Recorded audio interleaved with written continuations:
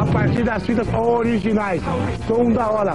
E aqui eu estou honrado com a presença do senhor Ciro, senhor governador, senhor Ciro Gomes. Muito obrigado pela sua presença. João Gomes. Vou tirar até o óculos. Vou fazer uma pergunta simples. Por que o senhor quer ser presidente do Brasil? Porque o Brasil precisa mudar. Nós estamos com as coisas muito mal encaminhadas no Brasil. Você fala muito para os jovens, e meus filhos são seus fãs, pediram para eu dizer isso aqui. E você sabe que a coisa não está bem. O Brasil tem hoje 12 milhões de pessoas desempregadas. 12 milhões é muita gente, isso? Muita gente. Só em São Paulo, hoje, tem 1.904.000 pessoas desempregadas. Como a pessoa perde o emprego e demora 54 semanas para voltar a conseguir alguma coisa, você tem imediatamente a consequência na violência. Não é? E a violência inferniza a vida de todo mundo. Então é preciso mudar o Brasil. E agora mudar não basta falar mal das coisas erradas. É preciso ter ideias, ter propostas, ter experiência. E eu fui já deputado 2 vezes, fui prefeito de Fortaleza, fui governador do Ceará, fui ministro da Fazenda. Um currículo invejável. E sou limpo. Não é? Então eu acho que eu posso propor à sociedade brasileira um caminho diferente. Mas assim, o senhor tem assim, sabe, o tamanho do pepino que é ser presidente do Brasil? É um rojão gigante para segurar. É uma barra feia. Agora a crença é o seguinte, é que isso não é serviço para um homem. A gente tem que deixar isso todo dia muito claro. Como assim? Explica esse programa. Não é coisa para um homem resolver. Esse negócio de acreditar que um salvador da pátria vai lá e vai resolver tudo, vai botar tudo em ordem por nós, só dá em decepção. O que nós precisamos ter é aquilo que eu falei no começo, a experiência, a vida limpa, a capacidade de administrar a crise, saber o que é que tem que ser feito, conhecer os problemas, já ter experimentado resolver os problemas, mas se cercar de boas pessoas, de uma equipe de pessoas sérias, competentes e mais que isso, chamar, embora a população esteja com muito nojo de política, mas chamar a população para participar, para saber o que está acontecendo. O senhor é muito jovem, né? Foi eleito precoce, né? Foi eleito deputado estadual com 24 anos, depois foi eleito prefeito com 29 anos, governador do Ceará com 32 anos e agora candidato para a segunda vez a presidente da República com 44 anos. Como o senhor começou a se envolver com política?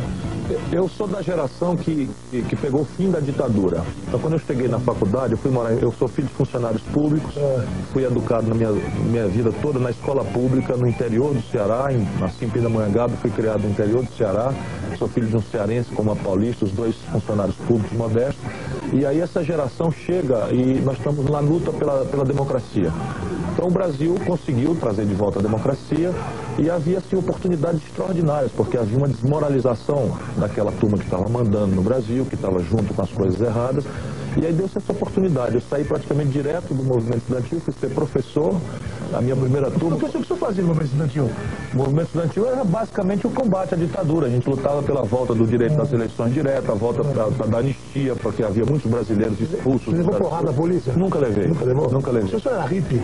Não, eu brinco sempre que eu era velho, quer dizer, novo demais para ser hippie e velho demais para ser punk. Eu falei naquela geração sanduíche. E qual que era o seu ídolo na época, assim? Na política? Na política. Na política eu sempre cultivei essa coisa que os europeus representavam, que era a ideia de fazer o socialismo, a igualdade entre as pessoas, sem acabar com as liberdades, sem acabar com o direito de outras correntes de opinião livremente debaterem as coisas. E isso era o que a social-democracia na Europa representava. E tinha um camarada chamado Willy Brandt, alemão, que era um cara mais moderno naquela época. Eu comecei a me interessar muito pelas ideias dele. O senhor chegou assim, a organizar alguma greve? Assim, a primeira greve... Confronto policial?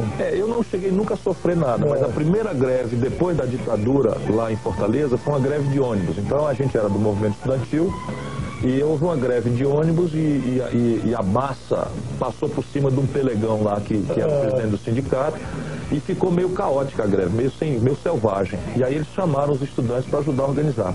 E eu fui lá, eu era falante e tal, era não, né, vivo ser falante, eu subi ali no jardim e falando, aí vem a polícia. E eu falei, você aí, policial, a gente sabe que você não tem culpa disso, que a sua mulher também está em casa com as contas para pagar, você também está sofrendo, você também é trabalhador. E aqui o policial parou, né? Aí deu tempo a gente escapulir. E aí foi... Mas assim, hoje em dia, o que você acha de uma greve? Eu acho que é um direito absolutamente legítimo do trabalhador. É claro que eu acho que tem que, por exemplo, não pode fazer greve em hospital público. Eu acho, por exemplo, se você não pode usar a morte de uma pessoa pobre que foi atropelada na rua como um argumento para ter um direito de ter um melhor salário.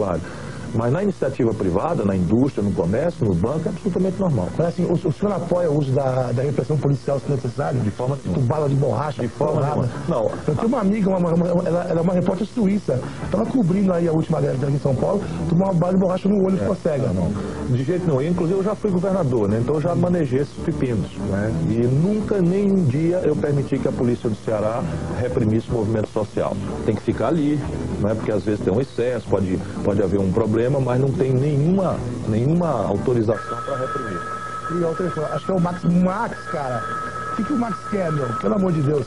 Alô? Alô, fala, gordo. Ué, quem tá falando? É o Cazé. É o Cazé, você tá ligando aí, cara? É, o Max Fivelino não pôde vir, eu assumi aqui o cafofo do rapaz, ele tá mesmo? fazendo umas matérias especiais, mas eu tô muito feliz, me dei bem, tenho a sorte de conhecer de perto os candidatos. Foi até bom você me ligar, que eu não sou um cara muito politizado, tá ligado? Sabe, o negócio é meter bronca. Então você vai me ajudar aqui, meu. É, mas eu tô feliz de estar aqui, ô gordo. Vou tentar te ajudar também. Como é que vai, governador? Tudo bom? Alô, Cazé. Como é que vai? Tudo bom? Tudo bem, prazer em te ver. Prazer é meu. Pode te ouvir, né? Te ouvir. Então, governador, bom, estou chamando o senhor de governador, porque o senhor já foi governador do Ceará, que o senhor mesmo falou. No entanto, o senhor deixou o seu governo antes do final do mandato para fazer parte do ministério do ex-presidente Itamar Franco, ali na fase final, 5 meses finais do governo, na fase inicial de implementação do Plano Real. Como é que o senhor está vendo aí a nossa moeda, a coisa da estabilidade? O senhor acha que existe um risco da gente se transformar numa nova Argentina ou não? O risco existe, porque, infelizmente, o Plano Real era uma coisa muito boa, mas muito precária. Era muito sério, mas precisava de fazer outras coisas que estavam pensadas naquela época para que ele pudesse se sustentar e não significar o fim da inflação, também o fim do emprego, o fim da produção, o arrocho salarial e o desmantelo do Brasil. Que tinham que ter Estava tudo pensado, exatamente. Não chegaram a ser realizadas, aí não. Aí o que aconteceu? Deu certo a primeira fase, derrubamos a inflação espetacularmente, o país começou a experimentar a maravilha dos preços estáveis e essa gente que se elegeu aproveitando o real acabou sentando em cima, né, da popularidade fácil, jogou de lado o que tinha que ser feito e passaram a brincar de reeleição.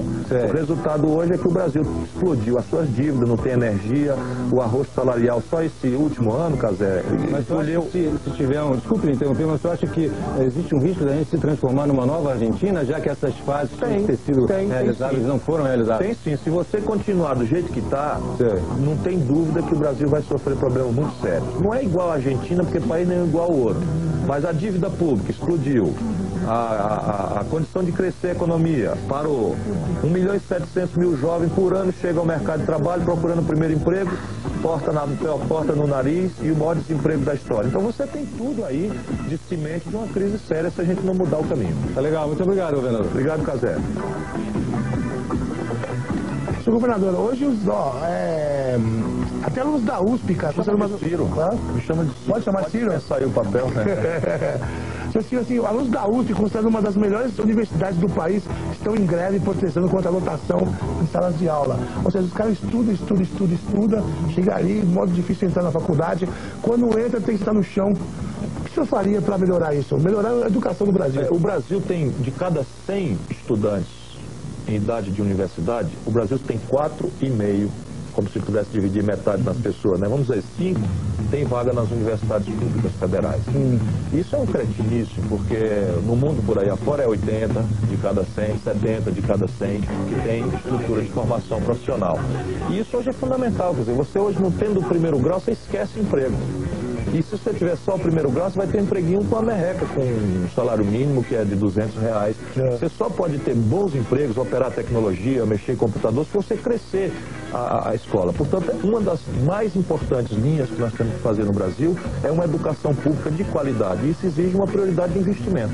Agora eu vou te dar um número. O Brasil, o ano passado, gastou 12 bilhões de reais com educação, o país inteiro, e gastou 90 bilhões de reais com juro para banqueiro. Absurdo. É isso aí. Absurdo. Qual é que é? Eu sou inteligentão, CDF e tal, gosto de estudar. Eu acho que eu sabia viver. Passei em primeiro lugar no de direito. Eu era um bom aluno, mas não era CDF não. Eu fazia teatro, eu fazia jornal, eu namorava pra caramba, enfim, fazia farra, jogava futebol. Tinha uma banda, você não tinha uma banda, não era percussionista? A SQ Som, né? Eu era percussionista, não tinha muita função na banda mesmo. Não? Mas que tipo de som fazia? Era aquele rock brasileiro daquele tempo, uma influência de Rita Lee e tal. Novos Baianos. Ali, tinha cabelo grande, não? Tinha cabelo grande? Eu tinha o cabelo abaixo aqui. Cacheadão. Agora acabou. Alô? Fala, Gordo. Casal, você de novo? Sou de novo, Gordo. Como é que gostou de você com o Ciro, é? Deixa eu falar com o Eu tô íntimo aqui, já tô íntimo do cara. Ah, é? Ciro, governador, agora é Ciro. Ciro, legal, cara. Eu vou passar. Aí, mano. Fala, Cazé. Governador, o que o senhor acha dessa... Estamos falando de educação, o que o senhor acha dessa política de afirmação, dessas políticas afirmativas, né, como a cota para estudantes negros nas faculdades? O senhor não acha que aí na tentativa de corrigir uma distorção no ensino superior, uma distorção que já começa ali no ensino básico, não existe a possibilidade, não existe o risco da gente estar formando profissionais menos gabaritados para atuar no mercado de trabalho? Acho. Nós temos um problema no Brasil, não é? Que é a discriminação. Não podemos fazer de conta que não tem. É que é menor do que por aí afora, mas tem. E isso você vai olhar claramente no mercado de trabalho, Cazé. O mesmo serviço, um branco ganha 100, o preto, o negro ganha 60. Assim como as mulheres ganham 80 por o mesmo serviço que o homem ganha 100. É um absurdo isso. E a discriminação tem. Então a gente tem que prestar atenção nisso e fazer. Mas aí não é a favor dessas cotas? Não sou a favor, porque isso é uma ideia americana, que inclusive lá não está funcionando legal. Mas lá deu certo, não foi, seu filho? Lá não deu certo. Eles implementaram, a coisa melhorou, eles começaram a fazer não está dando certo lá. O uso disso, porque veja, que não precisa mais. Claro, o que nós temos no Brasil é problema de pobreza. O que nós temos que ter é políticas públicas massivas de enfrentar a pobreza.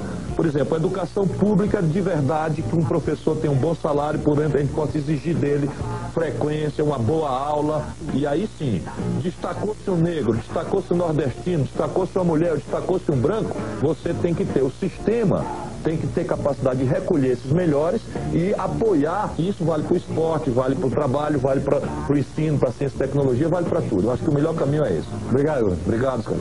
Eu continuo vendo que é o maior pipi, não, pode ligar. Me ligou.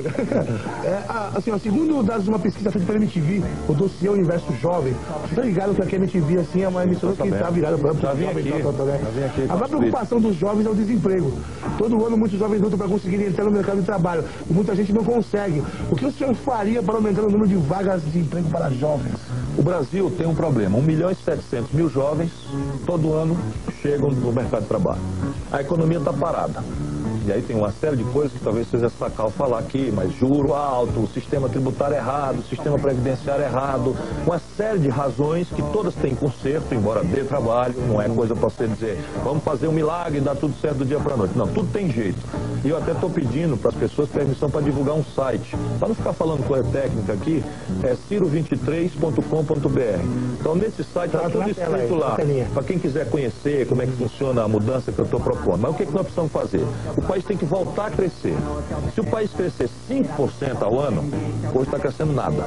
Se crescer 5% ao ano, você cria mais ou menos 2 milhões de empregos. E aí você pode dizer para o jovem como é que ele vai ter a oportunidade de trabalhar. Mas não basta. Por quê? Porque o filho do pobre e o filho da pequena classe média que não pode pagar mensalidade escolar, vem de uma escola pública que, apesar do sacrifício de muitos professores, até não prepara.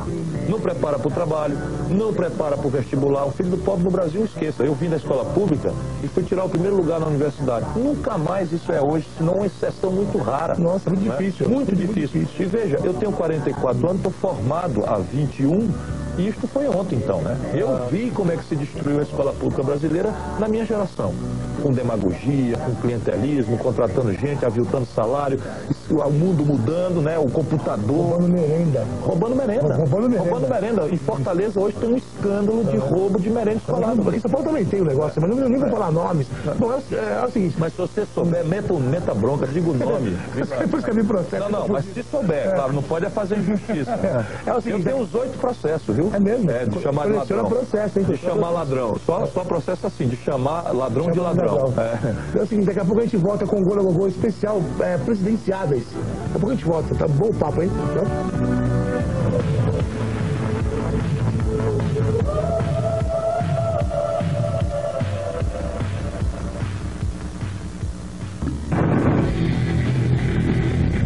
Olha lá. Então, Ciro, quando você chega em casa... É legal. Gosta, né? É legal. Quando você chega em casa pra relaxar, o que você escuta? Eu gosto de música de todos os tipos, dependendo um pouco do humor, né? Dependendo um pouco do humor. Né? Então eu gosto do forró, eu gosto desses bregas brasileiros, eu amo. Falcão. Mas amo. O Falcão é gênio. O Falcão é gênio. Eu sei que a burguesia fede, mas tem dinheiro para comprar perfume. É muito bom. Você foi no site do Falcão já? Já. É demais. Eu sou amigo pessoal dele. É mesmo? E outra coisa, eu tá falando, né, de Zeppelin, Pink Floyd, você ouvia rock, né? Rick Wakeman, todos esses, tudo, não é? Queen. Quando saíram, era mais ou menos como o rock que vocês agora coloquem. Aí as gerações como a minha, que vai ficando velho, começam a se assustar. Pô, mas o rock vai e volta, viu? Volta sempre com uma nova roupagem, uma nova história. Assim, as pessoas saíram do governo em novembro de 94, né? Isso. Dezembro. Desde lá nunca mais teve cargos públicos. O que o senhor fez então? Eu fui para a universidade nos Estados Unidos, fui convidado para ser... Estudar mais. Estudar mais. Como uma coisa, estudar tanto? Precisa entender as coisas. Se você está querendo resolver o abacaxi, que não é pequeno, pepino para resolver, você não pode ficar comendo pela mão dos outros. Você não, tem que né? um pouco, pelo menos, saber o que está acontecendo. E eu comecei, você já falou, eu comecei com 24 anos direto até os 36. E eu queria parar um pouco. Eu acho que a política não pode ser meio de vida. Nossa, meu, com 24 anos até os 36 eu só fiquei louco só o tempo inteiro. E só assim, fiz isso, se só estudou, fez política. E aí fui para os Estados Unidos estudar, fui para a universidade lá, estudar, passei 1 ano e meio lá. Aí comecei a virar acadêmico, escrever livros. Qual profissão? Eu sou advogado e professor de direito. Hoje em dia. E agora passei a estudar economia política, então eu sou consultor de economia política. Consultor, seu emprego é esse? Não tem emprego, eu faço palestras e cobro as palestras técnicas que eu faço para entidades. Quanto custa a palestra? Se for para setor produtivo, porque eu tenho uma discriminação clara. Então, se for para o setor produtivo, é R$5.000, mais o imposto de renda, mais hospedagem e passagem. Agora, se for para banco, é 7. É mesmo? Deixa eu chamar o senhor em casa para fazer uma palestra para mim. Para você é de graça, eu não cobro nem de estudante, nem de sindicato, nem enfim, de profissionais liberais, eu não cobro. Aqui, ó, As campanhas eleitorais são frequentemente uma grande fonte de problemas, né, como você sabe, de escândalo dos candidatos. A governadora Rosana Sarney até renunciou por causa de supostas irregularidades, você sabe bem, né? Com relação à arrecadação de verbas para a campanha, né? Enquanto está orçada a campanha do senhor? Isso não dá para saber ainda. Tem uma comissão fazendo planejamento, mas eu tenho uma estimativa que deve custar uns R$15 milhões. Eu não sei se nós vamos... Milhões. Eu não sei se o partido vai conseguir recolher isso. É um dinheiro monstruoso. Eu não imagino quanto é R$15 milhões. É muito dinheiro. Agora, só você lembrar o seguinte, o Brasil tem 170 milhões de habitantes, você precisa cartaz, você precisa material, você precisa produzir um programa de televisão, e é um programa nacional que tem que ter imagem da Amazônia, imagem de São Paulo, imagem de Rondônia, imagem do Rio Grande do Sul. Você precisa de se deslocar, né? Avião e passagem aérea, etc, etc. O que mais que são os custos? E você precisa fazer os eventos. Então você precisa se apresentar para a população. Então um comício custa 30 mil, 40 mil reais. Eu não sei se isso a gente faz um planinho bonitinho. Mas assim, como é que faz para arrecadar essa grana? Depende do estilo. O meu é assim, eu faço uma equipe, anuncio essa equipe, digo aqui, nós não aceitamos nem esse tipo de dinheiro, esse tipo de dinheiro a gente aceita. Por exemplo, a indústria brasileira. Que tipo de dinheiro? Eu, por exemplo, na eleição passada tinha um escândalo envolvendo empreiteiras, eu não aceitei. Então a empreiteira eu não aceito. Não é? Agora você não vai, tipo assim, 2 milhões em casa, né? Não. Isso é por isso que eu te digo. Costume. Não, isso é uma comissão, né, pública, transparente, não tem um fulano, só recebe com recibo oficial, com o Tribunal Eleitoral acompanhando, prestando conta, e todas as minhas contas foram sempre aprovadas. Tem que ser assim mesmo, né, meu? Tem que ser limpo, senão não dá pra ser bocão. É lógico, é verdade. Alô! Fala, gordo, beleza? Pô, você tá enchendo o saco, hein, mano? Pode fazer mano. Por que não deixa o seu filho atender, rapaz? Depois eu deixa ele atender, cara. Deixa eu falar com ele, passa pra ele. Falou, um abraço. Fala, seu filho. José. Bom, a gente está falando aí de campanha, de arrecadar fundos para a campanha, né? Eu gostaria de saber do senhor, o que o senhor faria para combater os juros extorsivos dos bancos, né, no cheque especial e no financiamento de empresas, já que os bancos, na maioria das campanhas dos candidatos, eles são grandes financiadores dessas campanhas, não é? Creio eu também na sua. Tem Como toda a fazer, razão. então, para combater isso? As pessoas precisam prestar atenção exatamente nisso, porque quando você está falando, você pode entrar naquele papo furado. Eu sou a favor do emprego, do salário, sou a favor da melhoria da condição de segurança, da saúde. Então essa mistura de papo furado com mistificação, com mentira, inclusive está desmoralizando. Se você vê uma pessoa que tem mais dificuldade de entender, para um pouco para prestar atenção. E aí essa pessoa vai lhe dizer, olha, a taxa de juros tem que cair, nós temos que prestigiar quem produz, temos que trabalhar para dar mais oportunidade para quem trabalha, vamos mudar o sistema de impostos. Aí fica uma conversa mais difícil do que aquela outra. Aí você presta atenção que esse daí está dizendo claramente qual é o interesse que ele vai ferir e qual é o interesse que ele pretende ajudar. Mas, por exemplo, o senhor falou que não aceitava certos tipos de dinheiro. O senhor aceita doações de bancos na sua campanha? Não, isso não é problema nenhum. Você não, tem... Estou falando que é um problema. Eu digo assim, não fica uma situação meio constrangedora. Não, como você vai combater os juros extorsivos? Depende da proposta. Eu, por exemplo, tenho um compromisso claro, sou o único que está falando isso, tem uma administração da dívida interna, que é onde o juro explode, diferente da que estão fazendo aí.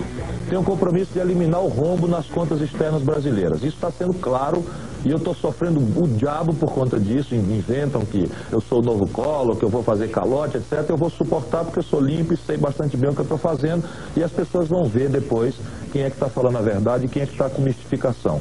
E isso, então, me dá autoridade, até porque não sou eu. Eu, por exemplo, não trato deste assunto.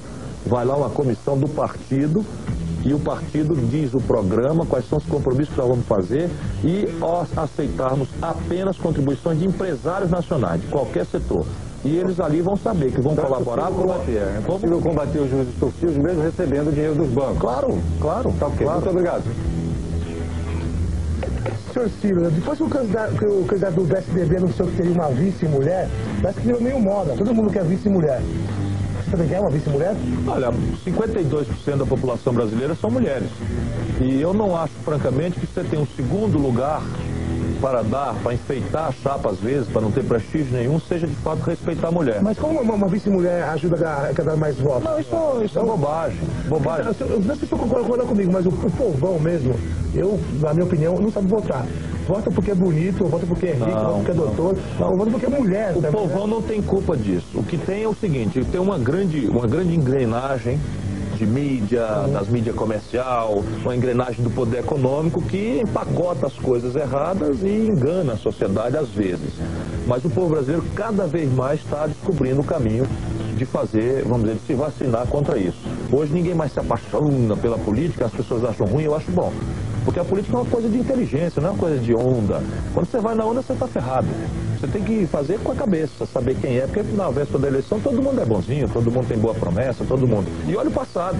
E aí no meu caso, eu sou o único caso na administração pública brasileira de governador e prefeito em que a metade dos secretários eram mulheres. Por exemplo, o senhor José Serra, que é o candidato do governo, o atual governo não tem nenhuma mulher ministra. Agora, por falar em mulher, o senhor namorado é a Patrícia Pilar, né? Que é uma atriz maravilhosa, uma das mais bonitas da TV. Eu também acho. Chaveco, o senhor chegou no chaveco bom, né? Não é chaveco não, foi paixão mesmo. Mas assim, ela já teve esse problema de câncer, que a minha mãe teve esse problema, a minha namorada também teve e é câncer no seio, né? Isso. Como o senhor fez para Foi um terror, viu, João? Foi um terror. No primeiro momento foi um terror tremendo. E é importante a gente aproveitar. Eu fiquei preocupado também com a minha mãe, com a minha namorada também, terrível. Elas superaram. Né? O terror é porque ela é uma pessoa esclarecida, uma pessoa que tem recursos, que pode ir num bom médico, num bom hospital. E ela fez a tal mamografia e o diabo do exame não deu nada. Não achou. Então a sorte, veja bem, é que ela tinha uma informação a mais que foi no toque, no autoexame, que as mulheres têm que fazer, jovens têm que fazer. Elas não sabem, as mais pobres desinformadas não sabem. Tem que ajudar as pessoas a entender isso. O sistema tem vergonha, eu acho. Foi isso que salvou a vida. Então não tem que ter vergonha. Ela apalpou o seio na hora do banho, faz ali, achou o nódulo. Aí foi lá no médico na hora certa, graças a Deus. Na hora certa, né? Tirou. Fez a quimioterapia, caiu os cabelos, continuou linda. E agora o cabelinho já está voltando. Já está voltando. Agora sim, ela vai participar da campanha com o senhor, lógico. Ela é minha parceira, né? Vai estar comigo aí. Eu não vou deixar manipularem, porque isso é uma relação pessoal. Eu não vou deixar ninguém usar, eu não quero que ninguém vote em mim por causa dela. Claro que ela tem todo o mérito, todo o respeito, assim, as pessoas, ela é minha mulher, não é? É minha parceira, vai estar comigo onde eu estiver, na vitória, na derrota, mas eu não vou deixar ninguém manipular. Você acha que o povo não vai querer votar no senhor só porque o senhor é marido dela, tão bonita? Eu acho, quer dizer, eu acertei com ela a minha vida, não é? Então ninguém mais do que eu admira e respeito. Mas eu acho que votar para presidente é uma coisa muito séria. tudo bem, pode ser, olha, eu vou conhecer um pouco mais, pode ser, por exemplo, um cara que tem uma parceira assim, que eu gosto, admiro, quem é esse cara? Será que foi só, como você falou, chaveco? Ou será que tem coisas mais sérias? De onde ele vem? Quais são as ideias? Quais são as propostas? Ele responde à exigência de um bom governo que seja sério, trabalhador, que tenha compromisso com o povo, não de chaveco, mas compromisso de trabalhar mesmo, se preocupar com a família, com o emprego, com a moradia, com a segurança das pessoas, com a aposentadoria. Caramba, nós temos 13 milhões de pessoas aposentadas no Brasil. 13 milhões aposentados? Com R$200 de aposentadoria. Vamos falar um pouco sobre gravidez na adolescência. É um problema sério no Brasil. Tem dados aí que... Vamos do último censo, que a gravidez da adolescência aumentou muito. No seu plano de governo, o senhor tem algum plano na área de saúde para a sexualidade dos adolescentes? Toda a orientação do nosso projeto de saúde, um pouco que eu já fiz no Ceará, desculpa eu ficar falando assim, é para as pessoas terem um lugar de pesquisar, senão fica só a conversa. É a prioridade materno-infantil.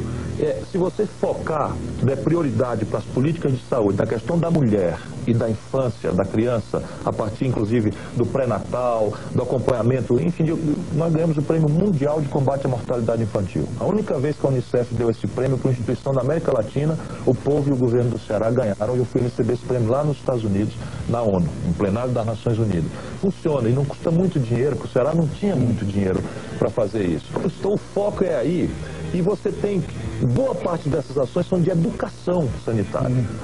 E ajudar a contracepção, usar camisinha, orientar as pessoas para isso, a higiene. Na escola seria importante, fundamental, não tem que ter medo de falar disso. Anticoncepcional, com meus filhos, eles desde garoto, perguntou, eu respondo. São três, as pessoas são três filhos. A Lívia, o Ciro e o Yuri, que estão te assistindo aqui, são teus fãs, como eu já te falei. E bastou crescer um pouquinho, perguntou, eu falo, não tem conversa. Eu não vou lá, vem cá, deixa eu te ensinar aqui umas coisas, eu nunca fiz também. Mas assim, perguntou, não tem conversa de cimentinha, de cegonha, eu vou lá e conto exatamente como foi. Assim, a mãe deles, uma pessoa extraordinária, também é uma pessoa muito arejada e nós não temos problema.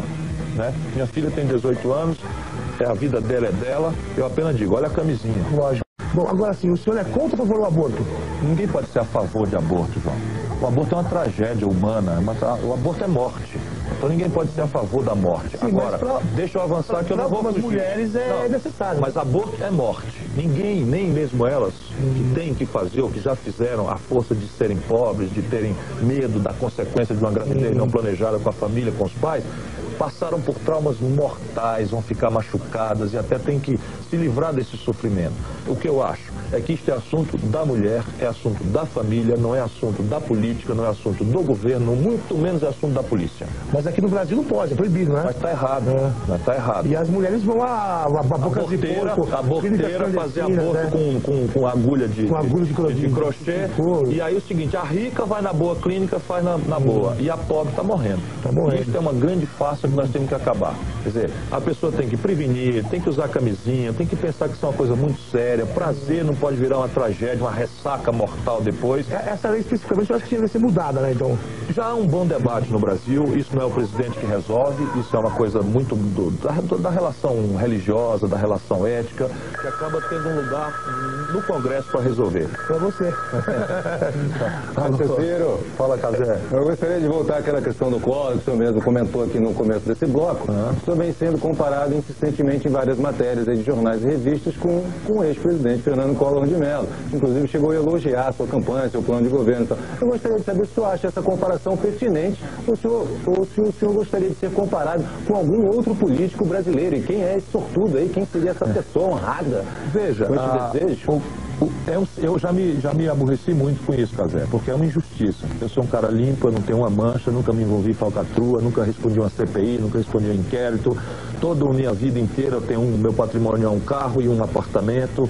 Quer dizer, o que você acha que gerou essa comparação? Ora, o fato de eu ser relativamente jovem, de, apesar de ter nascido em Pindamonhangaba, ter sido criado e ter a vida pública no Nordeste, aí dá uma estampa, né? Dá um jeitão. E aí você pega, não tem o que dizer. Porque se tivesse o que dizer concretamente, dizer, não, ele se envolveu com o Ricardo Sérgio, que meteu a mão na grana, que fez isso, que fez aquilo outro. Disseram de um candidato. Mas o senhor gostaria de ser comparado a algum outro político brasileiro? Quem seria essa pessoa? Eu acho que há dois grandes políticos no Brasil que merecem ser recuperados, inclusive para o jovem conhecer, para a gente não ter medo de saber que o Brasil pode ser um país de grande progresso, que é capaz de fazer bossa nova, de fazer cinema novo, de crescer, de abrir uma indústria em cima do mato, que nós não tínhamos nada. Quem são esses? Juscelino Kubitschek e Getúlio Vargas. Muito obrigado. Obrigado, Cazé. Eu acertei uma, porque eu acertei o VAR, eu sabia que era. É o seguinte, daqui a pouco a gente volta com mais Ciro Gomes e mais conversas esclarecedoras.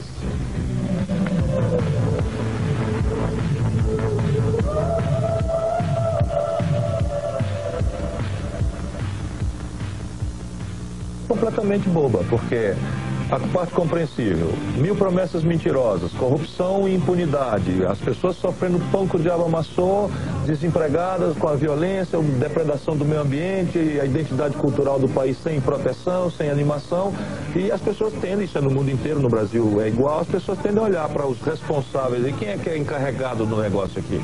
São os políticos, então estão falhando, estamos falhando, não vamos votar. Agora, isso é o lado correto. Agora tem que abrir o olho, porque numa democracia não tem solução fora da política. O que você tem é solução para trocar a política, trocar os políticos, mas não tem jeito de fugir da política, que é um pouco o pior dos mundos. Então é isso que porque pode se ser as feito, pessoas é trocar os políticos. Trocar os políticos, trocar o mundo e se preocupar um pouco mais, ficar mais esperto, né? Porque esses políticos estão aí, todos estão eleitos. Quem foi que botou eles lá? Eu sei, mas sempre vai ter um filho, vai ter um neto, parece que é um coronelato. Sim, cara, mas não é a população que vota. A gente não pode querer ser melhor do que ninguém. Então a população que vota está votando, se tem tanta podridão na política. O problema é que essa aparência vem um mau exemplo, premia com a impunidade, pronto. Sujou geral o ambiente. O sério, que está trabalhando, que é honesto, as pessoas até descontam. Elas sabem, não, aquele cara ali eu respeito e tal. Eu, por exemplo, tenho um problema na rua, numa boa, nunca... Ei, aí, ladrão, nunca aconteceu comigo, porque eu nunca me envolvi em coisa nenhuma. Agora você carrega nas costas, né, o fardo da categoria. O sindicato é mau. Mas o que você acha que isso poderia ser feito para os jovens se voltar a se interessar por política? Exemplo, conversa não resolve. Exemplo. Na sua época todo mundo era engajado? Mas nós tínhamos algumas coisas muito simbólicas para enfrentar. E era muito fácil, era só preto ou branco. E agora 2002, pode ser feito? Eu acho que tem que prestar atenção. Por exemplo, desliga a televisão, agora o João Gordo, até o João Gordo abriu o caminho para os políticos falarem. Pronto, errou. Agora, presta atenção. Né, vê se está falando, procura saber, vai lá no site, não é? Procura saber, pergunta quem conhece. Seus filhos são engajados, eles se interessam? São, mas aí é atípico um pouco, porque quando eles nasceram, eu era já deputado. Eles estão a vida inteira. E eles sofrem, porque acaba o pai vivendo na rua, no mundo, viajando, trabalhando, etc. A mãe também é política. A mãe, nós dois viemos do movimento estudantil. Eu acho que Alô, seu Ciro, como vai? É engano, não tem nem um Ciro aqui. Ciro Gomes, ó. Ah, o cara, é você de novo, cara? Aí, sou de novo, pô. Tá, mano, eu tô com o salário do Max, cara. Ele enchia muito menos o saco, meu cara. A voz mais bonita, mais aveludada, é verdade. Ô, seu Ciro, bom, o senhor foi um dos fundadores do PSDB, não é? É verdade, eu fui um dos fundadores lá no Ceará e fui o primeiro governador eleito pelo PSDB. E eu sei que num dos comícios do PSDB, lá em Contagem, Minas Gerais, o senhor chegou a pular do palanque para defender o Fernando Henrique Cardoso, estava sendo vaiado e tal. E eu acreditei. Sabe aquele personagem? Estava falando sério. Eu gostaria de saber qual foi o motivo desse rompimento, qual foi a coisa grave que aconteceu, que realmente vocês tomaram a gente era, Cazé, do PMDB. Então a gente dizia, tem que acabar com a corrupção, tem que acabar com essa esculhambação, não sei o que e tal.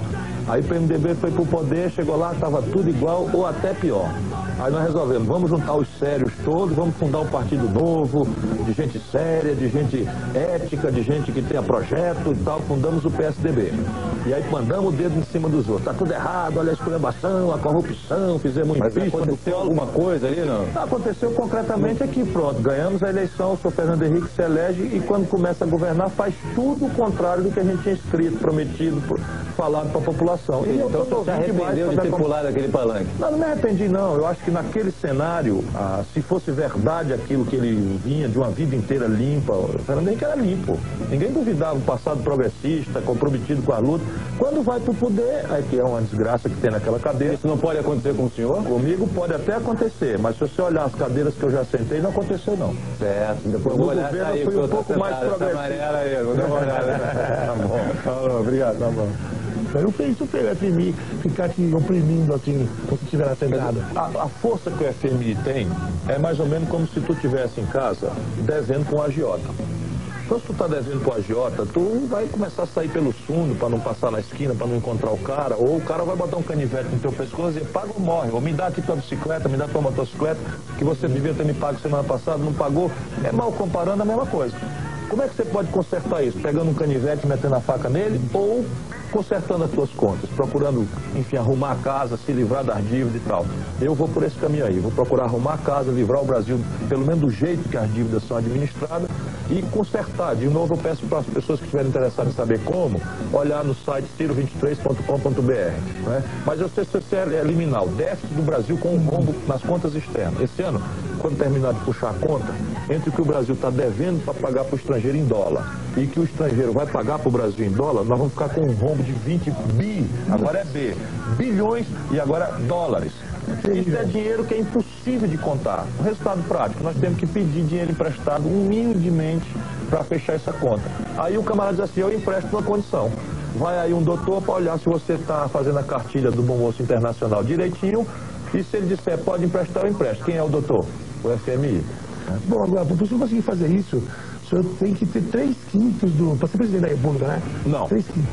Para mudar a Constituição. Para mudar a Constituição, Para mudar a Constituição precisa de 3 de cada 5 deputados, 3 de cada 5 senadores. Não tem que fazer um monte de aliança? Parece que está fazendo aliança com o PFL, não é? Fazer. Não, estou fazendo aliança com o PFL. O PFL é de direita? O PFL em parte é de direita, em parte é de centro. O senhor é centro-esquerda? Eu sou de centro-esquerda. Esquerda. Então, o senhor está fazendo... Nós temos que separar as coisas. Para governar o país, para tomar conta da segurança, chefiar a Polícia Federal, dar jeito nas estradas, consertar os hospitais, você não precisa de 3/5, Mas que estão apoiando o senhor em 16 estados, não? Isso é verdade. É verdade.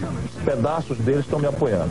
Agora, para você mudar a Constituição, quem muda a Constituição não é o presidente, é o Congresso. E aqui que está uma coisa que a gente tem que falar sério com a população.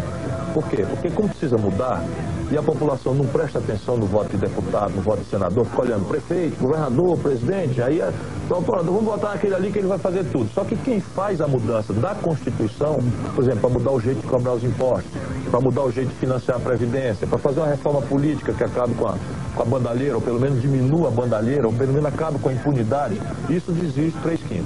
Agora, para isso, nós temos que ter susto. Não é mal, é bom que o presidente da República não seja o dono sozinho do poder, que ele tenha que negociar, que ele tenha que compor. A diferença aqui é negociar na frente do povo. O que puder ser negociado. Eu sou de centro-esquerda. Centro-esquerda. Negociar com a direita não é tipo contradição? Não. O pessoal negocia com o oposto, você não negocia com o amigo. Né? Amigo não é amigo. Com você. Amigo vai com você. Você tem que negociar com o adversário, para desarmar certos problemas. E veja bem, em todo país do mundo, nunca foi essas coisas centrais, o jeito de cobrar imposto. Não é para você juntar o poder e esmagar a oposição e fazer como você quer. Você tem que chamar a sociedade, não é só os políticos, chamar a sociedade, os trabalhadores, os empresários, os estudantes, os artistas, os intelectuais, fazer um grande debate, achar o caminho e marcar a data de resolver. Bem, o senhor é de esquerda, o Lula é de esquerda. O fato de ter dois candidatos de esquerda não atrapalha? Não atrapalha os dois? Pode atrapalhar, mas pode ajudar.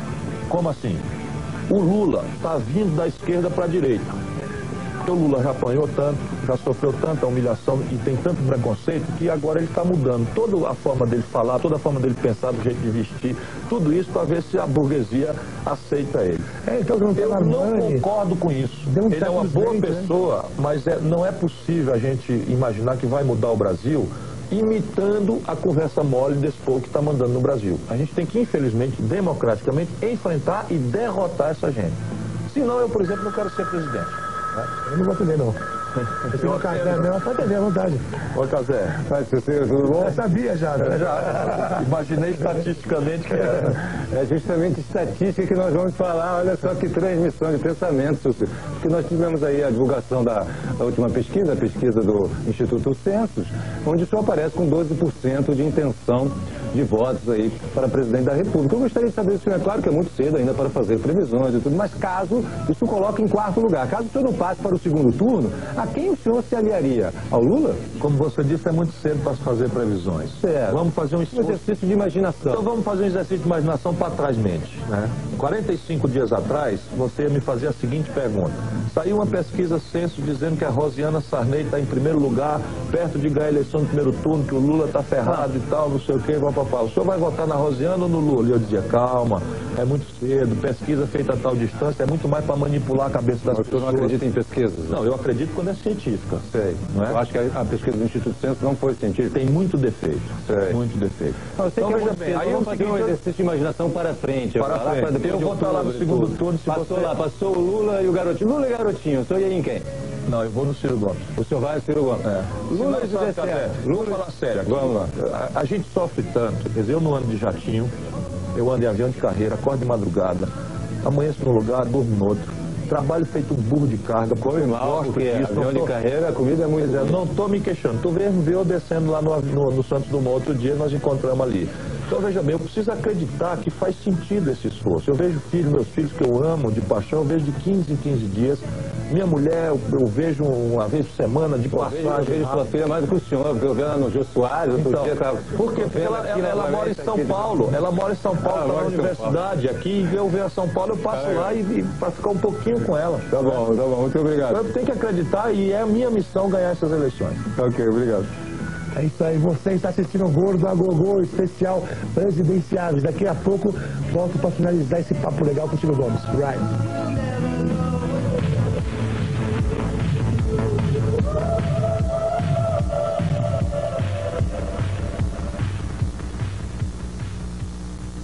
Ciro Gomes está no show, tem uma grande preocupação com o tráfico de drogas.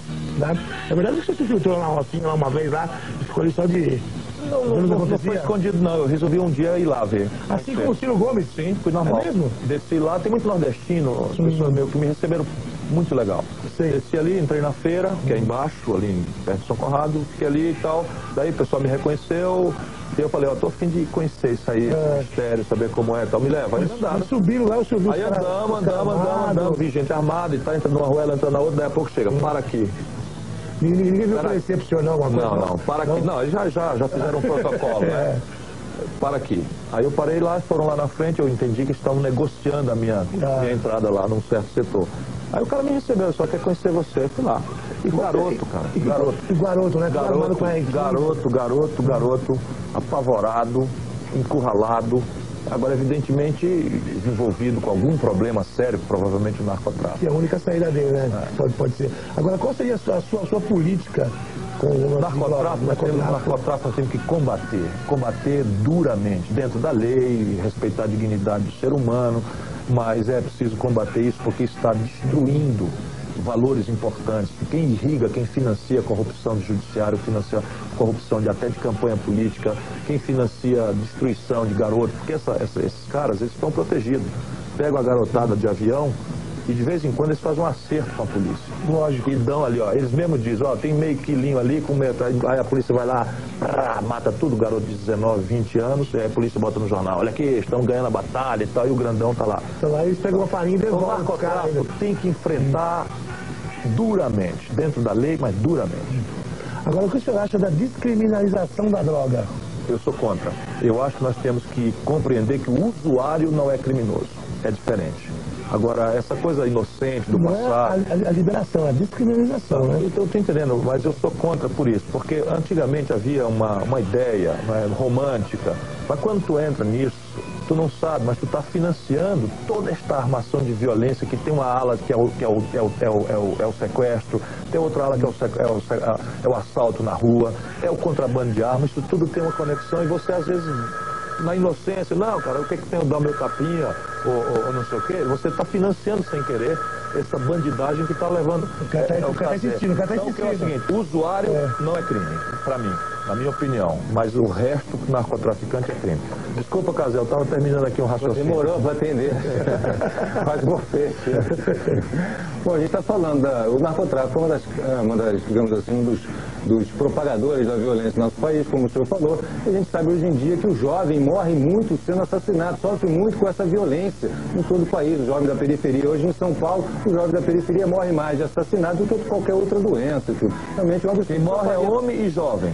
Você vai olhar, a morte é homem e jovem. O que o senhor faria para mudar essas estatísticas? Mais uma vez, você tem que fazer duas coisas. Mas de carne e osso aí. É claro, você tem que fazer duas coisas. Uma é botar a economia para crescer. Porque se você tem numa cidade, vamos supor São Paulo, que é a mesma coisa em proporção diferente no Brasil. 1.904.000 desempregados, 54 semanas sem conseguir voltar a trabalhar.